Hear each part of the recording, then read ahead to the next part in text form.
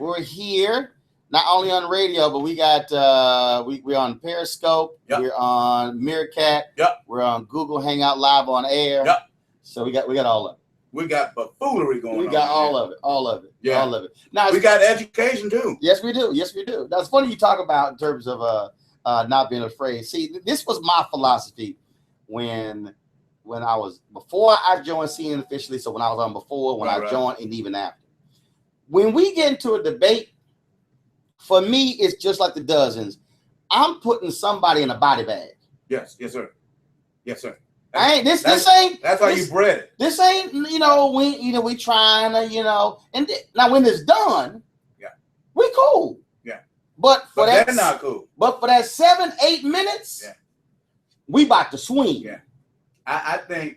I'm gonna tell you something about a lot of, and this happens a lot in Hollywood also. The industry, the sector of people become spoiled like kids. They're like spoiled kids. That a child is, and this is how Bill O'Reilly is to me, and a lot of other people. But Bill O'Reilly's got it bad. He's that dude that, oh, that's my bike. I got my bike, but then he stopped riding it. He put it off in the corner. But then when somebody goes to get on the bike, oh no, what you doing? I'm getting ready to ride that. You wasn't getting ready to ride that. You didn't touch that bike in 2 years. But they don't want change. They don't want you to mess with anything. And Bill O'Reilly has a problem with understanding things cannot go back the way they used to be. Right. And see, and that the reality is, here's the deal. By 2040, America is going to be a majority-minority country. And I've said this, and this is, and please, no, this ain't about being racist. There are white Americans who cannot handle the fact that America is changing. And I'll give it, a poll was done. Yeah. And I remember this poll. It was done around the inauguration of President Obama. Yeah. And the poll question was, are you optimistic about the future of America for your children? Mm-hmm. Every group, blacks, Hispanics, Asians, a majority of them all said yes. The only group that said no were white Americans. Yeah. It's because you now gonna have to share some stuff. Yes, and it's apparently, like my special, it's called Racially Motivated, and a lot of people, having trouble deciphering what that was about. Not necessarily about the race, but the culture. And I think, us as a country, we are becoming mentally weak. We used to be the strongest nation in the world. Mm-hmm. Nobody's afraid of us anymore. We got Yemen coming after us right now. They got a Glock 9 and a butter knife, and they don't care. Back in the day, you couldn't break in somebody's house without getting bit by the bulldog. Mm-hmm. Now you can get wash their clothes, massage somebody's back. You won't even know they're in the bed with you. So, in saying that, part of our problem is I think that we have opened the gates and opened the door. We have allowed too many different nations to come into our country without having to have an awareness of why they're here. And that's just not being racist. That's just being honest. Who running the gas stations right now? We got people, I asked that question. You know what people say? The Arabs running the gas station. No, that's not current. They're not running the gas stations. People from India are running gas stations, these little mom and pop stores. Black people, only thing we run is our mouth. Well, it's interesting. I was talking to, and here's the deal. Somebody's listening and they're saying, Arnez, they talking crazy. No, I had a discussion with a top chamber official, mm-hmm. and we were discussing different sectors that immigrants target and focus on. And you made that point about Indians, Pakistan, folks from Pakistan, gas stations. He talked about Asians and especially Koreans, the hair care business. Yes. So it was a very interesting conversation, just talking about different sectors. It was very interesting. He said, and so he talked about. He said for Asians, he talked about for nails, pedicures, cleaners. Yep. He said, is there an industry or a sector that African Americans specifically target? He said, no. Well, see, I do think that's wrong. I think we target hair salons and barbershops. That's what we target. Okay, I got you. We target, in Philadelphia, you're either going to own a barbershop, not saying this to be correct, totally correct, but in Philadelphia, on the average, you're either going to run a barbershop or you're going to sell dope. I mean, that's just the way I look at things, certain things, because we target certain things that we don't push hard enough. And like the Asians with the hair care product, all these are servants type jobs that black people a lot of times think that what we don't do, we don't see the total picture. We don't look down the road. Okay, who cutting the grass now? Mexicans are cutting grass. It's built an empire on Mexicans cutting grass. Now it's called lawn care. Now it's you know. So here's the question. So so you're focusing on this in the special. So how have folks responded? They responded to shock, and then you know what? It's true because they think about it, and then when they think about it and they find out it's true, they go, you know what? That is. I don't say nothing that's not true when I talk comedy. Now here's what's interesting. Because Jerry Seinfeld said he doesn't play college campuses because they're too PC. Yeah. Even now, even adult crowds. I mean, you now have people, man. I'm sorry. I don't understand. This is just me. I don't understand going to a comedy show and go, he offended me. I mean, there was a radio talk show host out of San Antonio who was mad as hell at George Lopez because of George's comedy show in San Antonio. And I'm going, dude, that's what they do. I don't. Here's the thing with that. And now okay. My next special. You shouldn't laugh at that joke because he was talking about people who are handicapped, or that comedian, he was talking about black people, and I'm going, is this not a comedy show? And I don't talk about nothing that I have not experienced. That's one thing about me. I don't talk about nothing. My next special is going to be called "Everything Is Funny Until I Get to Your Race," and that's what. Because it's funny when you're laughing at somebody else's race, but when it comes to your wait a minute now. Now here's interesting. So, and this is I think people just drive me crazy when they don't see my laughter. I was participating in Maynard Institute had this thing called Total Community Coverage Program. It was this multicultural diversity deal. So I'm at the Fort Worth Star Telegram. This is 1994. So we're in this session, and the moderators, trainers, we were talking about stereotypes. Right. So they asked all of us, and there's about 30 or 35 staffers, black, Hispanic, Asian, white, conservative, liberal, all kinds of different people. So they asked us to talk about stereotypes. And so we start throwing names out. And so we just start coming up with names. And people, folks are laughing or whatever. And so there was a white reporter. She's like, guys, this is not funny. You can't be sitting here. These things are mean. They're hateful. I turned around, I was like, what the hell is wrong with you? I said, man, you're a white woman. Yeah. I said, you need to understand that laughter is used to mask pain all day long already. And that's why my shows sell out. I take a lot of pain away because I come from a lot of pain. Like I said, I don't do anything, Roland, that has not been experienced by me. Mm-hmm. You know, I went to a predominantly white school. I've experienced things in the schools that, like, we're talking about guns, you know, like the Black Lives Matter and police officers getting killed. And it's sad the police officers getting killed. It really is. It's beyond sad. I mean, it's I had some fool tweet me, I bet you happy cop got killed. I said, hell, I ain't happy nobody got killed. Yeah, but here's the problem that people don't understand. Okay, when as a young black man, we're getting killed without the chance to not die. Without the chance to not die. Police officers got the chance to not die because they're already armed. So they got the one up on you. They got a badge. Our job is our brain clicks is to say, he's got a gun, he's got a badge, he's protected, I'm unarmed. What do? I have to surrender myself. Mm-hmm. And then for a person to just shoot you and they're looking you dead in your face, knowing they're going to possibly get away with it, it's sad. The same thing about the police officers that get killed. But the problem is every time something has to be talked about or something that starts to be done or laws to be changed, it has to happen to both sides. And unfortunately, is starting to happen to both Well, sides. it's very interesting because the reaction from conservatives to sentencing reform is because of the unfair sentencing of meth users who are largely white. Samuel Jarecki has a documentary called The House I Live In. John Legend was one of the executive producers. Danny Glover was one of the executive producers. And they talk about that in the documentary, that what happened was, and so all of a sudden they said in these southern states where you're seeing more whites now going to prison, one guy's in prison for life for like 3 ounces of meth or something like that.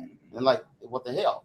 And so it is now causing conservatives, the Koch brothers and others to say this is unfair in this country. But Reverend Jackson said for years, people are saying Reverend Jackson was way before Obama. Yeah. Reverend Jackson said you will not change education in America until poor whites realize they in the same boat as poor blacks. You never will. There'll never ever be change until the mass majority who ran this country got to feel that pain too. Hold on one second, folks. We're coming back with comedian Arnez J. Right here on the Roland Martin Show. Hope you see. Some of y'all thought it was only going to be about laughter. No, it's about laughter and truth. How about that? Back on the Roland Martin Show in a moment. I like this. Are you still recording? We have an issue. Yes, we're on Periscope. We're on Periscope, Meerkat, as well as Google Hangout Live on there. So, y'all, this is Courtney. Courtney is about to pitch. Courtney's about to pitch me what the headline should be for our press release with me targeting Bill O'Reilly. Okay. So, what is it? Yeah, Arnez is gonna help me judge. I'm waiting. We're waiting. It's really not that good, you guys. That's why I come But to then you. why are you bringing it up? So you're coming. You're starting with it's not that good. I don't. Okay, so we can say it's all right. What I want to do is Periscope want to see you too. Oh, did you see her give me the evil eye? Yeah, I saw it. I recorded it. Roland Martin challenges Bill O'Reilly to debate. Challenges this week.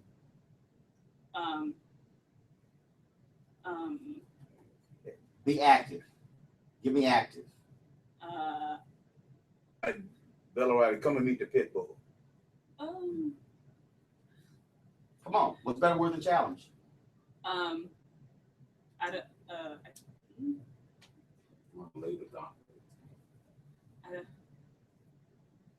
don't know. No, I need you to think. You're writing headlines. I need you to think. Can I use what people are saying on? No.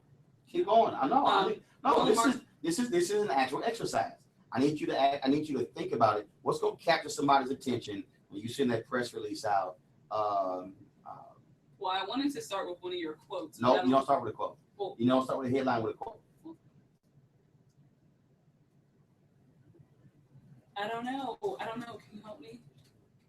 This is very simple. TD1's Roland Martin blasts Bill O'Reilly over Black Lives Matter. Oh. Subhead, Martin tells O'Reilly, I will accept your challenge to an online debate. An on-air debate. That right there is going to kill him. Because then people are going to be expecting him to come for him. And if he don't come for him, then they're going to think he weak. See? Thank you, Arnez J. You're quite welcome. Oh, yeah, I am. I really am. I never doubted your intelligence. Not once. I got my GED Damn. first. Shade. I got my GED first. That's right. I finished my test first. I was ahead of my class. First doesn't always get the best score. You're right. The word blast is overused, but blast is appropriate. Derek, 21 Junior, I got this. Stay in your lane. Go on. Come on. You already struggling. Go on. Okay, I'm not struggling anymore. You struggling. You ain't struggling now because I done help you. Go on. Don't get put on blast. Go on. She's like, Lord.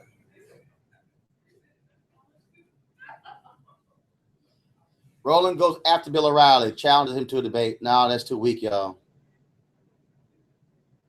Alfred Liggins is not married. Boy, some of y'all just come up with nonsense.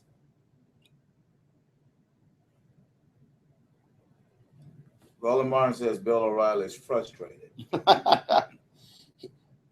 Roland Martin says Bill O'Reilly is backed up. Enema. Welcome back to the Roland Martin Show. Yeah. My guest is comedian Arnez J. Speaking truth. So the name of your special, and where can people watch it? And it's on Netflix, and it's called Racially Motivated. Racially Motivated. Yes, sir. And it was, I get everybody. I don't leave nobody unturned. I don't leave nobody unturned because, you know, like I was saying before, man, Roland, I think we've just become a real weak society, man. I mean, it's weak. Man. Well, see, you know what? Here's why I agree with you 100%. It's no different than now in the workplace. Okay, I remember when I worked at the Houston Defender. This is the first job I got paid for. This is summer 1990. I'm a college student. So, man, it was a production day, so I'm typing my story. Do you know Jerome? Jerome Solomon? Yeah, you know Jerome Solomon? Yeah, I know Jerome Solomon. He make his own. Yeah, it's down the Houston Chronicle. Yeah. Dude, I've been knowing Jerome. Dude, we were all flight attendants together. Yo, flight attendant? Yeah, you didn't know that? Flight attendant? You didn't know that? Oh, I'm about to send his ass a text. No. He ain't getting a text. Wait. He getting a tweet. Jerome Solomon, Arnez J, and Oh! and Troy Marshall were all three flight attendants. Oh. And all are now three black successful black men. Hey, Jerome Solomon. Arnez just told me y'all were flight attendants. I was Air Max. Max. What airline was he with? Continental Airlines. I was straight Air Max. Yes, I was. Airline together. Yeah. And that boy can play some basketball. Bruh. Now you in trouble. Bruh. I'm just gonna say only that. Bruh. Bruh. He had that little wide head on the plate. Oh, he's killing you. Oh, he's killing you. He had that little wide head, that little skinny body, and the glasses. But Jerome was killing it with the white women. Oh my goodness. Oh my God. That is funny. That is funny. And I'm about to send this tweet right now. I was going to text him, but that's just person to person. I need all 700,000 of my followers to see that story. See, I forgot all I was even going to say. So he's still with the Chronicle? Yeah, he's still in the Houston Chronicle. He's still a columnist in the Houston Chronicle. Well, I don't know why he didn't. You know what, Jerome? I don't know why he I just left Houston. All my shows in Houston sold out, and he ain't came out to one show. Wow. Yeah, not one show. I'm gonna take. Not one show. I'm gonna tweet that too. Wait a minute. Not one show has he come to. Oh man. Yeah. Because he didn't want to be a part of your show. Yeah, I guess he moved up in the world, huh? Yeah, I guess you moved up, didn't you, Jerome? What's it? Keep going. Arnez. Says you are now. I'm gonna tell everybody how much you really love white women now.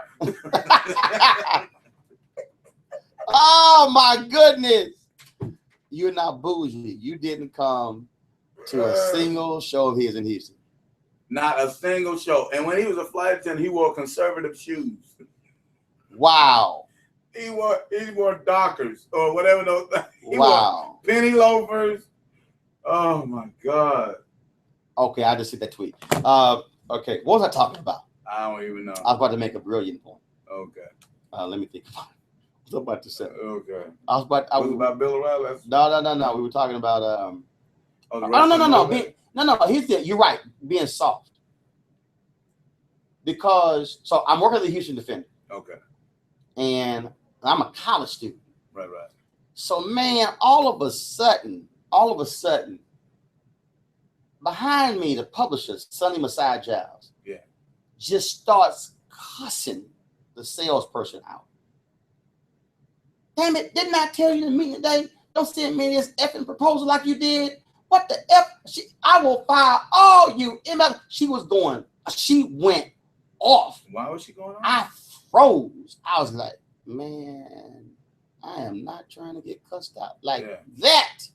That whole summer, I didn't get cussed out one time. I saw her cuss out the managing editor. I saw her cuss out the salesperson, and I was cracking up laughing. And here's what was interesting. I didn't know they had stuff. But she went off. Now here's why that didn't confuse me. Okay. Because I grew up in the news business when you messed up, you got cussed out. Yeah. Today, man, you raise your voice, you're bullying me. Yeah. This is a hostile work environment. Yes. You, Yes. And you got folks All man, day it's long. like, I'm sorry, when you messed up, all day everybody long. knew you messed up, and your deal was, look, man, I ain't gonna mess up again because I ain't trying to get cussed out. Yeah. Yeah. But now people who work on jobs today are soft. Yeah. I mean, it's literally, yeah. This is really, I'm being stressed That's out. why we're coming. We coming weak. I'm being stressed. This is a hostile work environment. Because you really shouldn't talk to me. Man, when I was at CNN, I actually saw an executive producer. Hey guys, I want to apologize to all of you. I know I've been real tough on you guys lately, but we're just trying to do the best show. And so I'm really sorry about that. And I'm going, yeah. And it's weak people. I'm sorry. I remember I was at the Bryan College Station Eagle, and the editor, Brad Owens, calls me in. And so he's sitting there at Arnez, and he's kind of, I said, say, man, get it out. I said, don't walk around eggshells with me. Yeah. I said, let me tell you something. I'm trying to be great. Yeah. I said, and I can't be great if you being soft. Yeah. And then you don't want to tell me what I need to work on. I need you to get it out of your mouth so I can fix fix weaknesses that become strength. Now, come on. He was like, and they don't know how to give it to you. Wow. Well, because here's what I told him. And I said, here's my problem with you.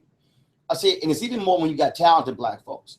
You got folks who are scared to challenge talented African Americans out of this. I don't want to hurt their self-esteem. I'm like, no, I'm trying to be great. Yeah. You can't get to great with soft appraisals. You can be average. And I ain't trying to be average. Yeah, you can be average. You dang sure can be average. I have my acting. Oh my God, I had my acting coach. I came in. I was doing a read. And I guess I didn't bring the energy like I did the day before. I came in the next day supposed to study. When I tell you, he smiled at me, and then he went off like I had just killed 3 babies in a lineup. When I tell you, he went off on me. I was like a deer caught in the headlight. But then at the end of it, when he done, he said,